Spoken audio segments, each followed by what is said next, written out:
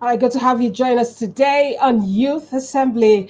It is the 22nd day of December 2020, and it's 3 days to Christmas. How are you preparing? How's the preparation coming along? And how is the purchase of rice and other items for Christmas going? Well, we look at the importation, the effects of the border reopening on the Nigerian economy. So many people have asked the question, why is rice still banned from being imported? Well, we'll likely answer all of those questions over the course of this show. And my name is Sylvia Ishewe. Today I have with me Mr. Tunde Kelani. You're welcome, Mr. Tunde. He's an entrepreneur. Okay, we didn't get to hear you. So yeah, thank you so much. It's All great to be right. here. Yeah. Thank you. Good to have you. We also have with us, we have Mr. Yushua Aliyu, who is an economic analyst. Welcome, Mr. Yushua. Okay, moving on.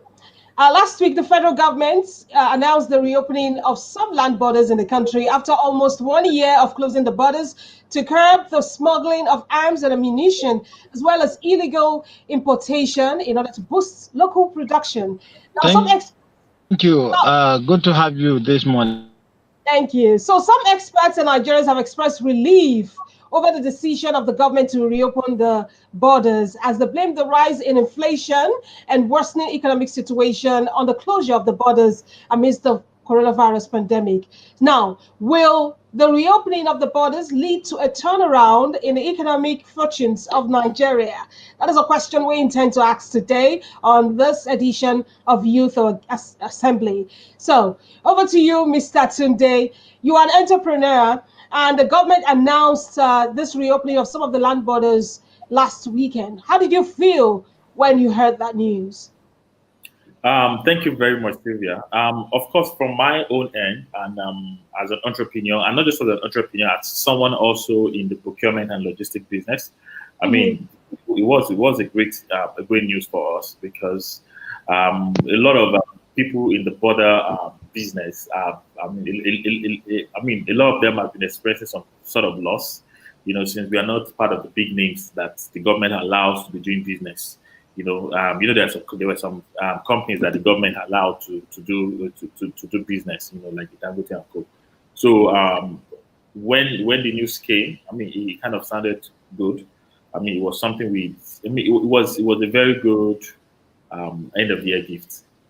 Mm. Yeah. But that part where the condition is still there, where the rights and other food items won't be imported. How did that Which, make you feel? no, which still makes sense. It makes a lot of sense, right? Okay. Because though it's a bit dicey though, because I understand that the government is trying to protect farmers and farmers in the country and all of that.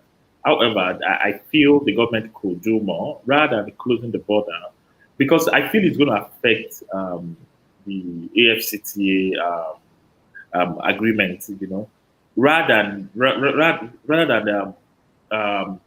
stopping these things from coming in. Why don't you lower the cost of production for farmers? I feel that is where subsidy should be going into, right? Lower the cost of production so that our farmers can compete globally, right? Okay. It's better that way than just saying let us stop bringing in rice and some other food items, which of course is easily understandable. But the main thing is we should lower cost of production so that our farmers can compete. Yeah. Okay. You think this is one reason the government decided to reopen the borders? We want to find out also what you think informed the decision of the government to reopen the borders. But let me throw this at Mr. Yushua Aliyu. Mr. Yushua, can you hear me? If you can answer the question, go ahead, please.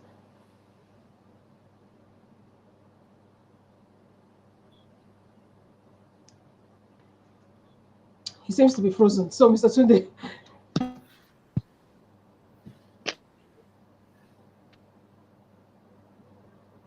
Yeah, can you repeat the question, please? Now, in spite of that, what do you think informed the decision of the government to reopen the borders at this time?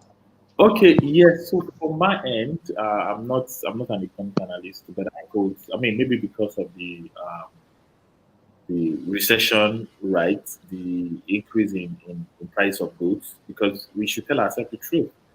What our farmers are producing at the moment cannot sustain Nigerians. It's not something that can be enough for everybody.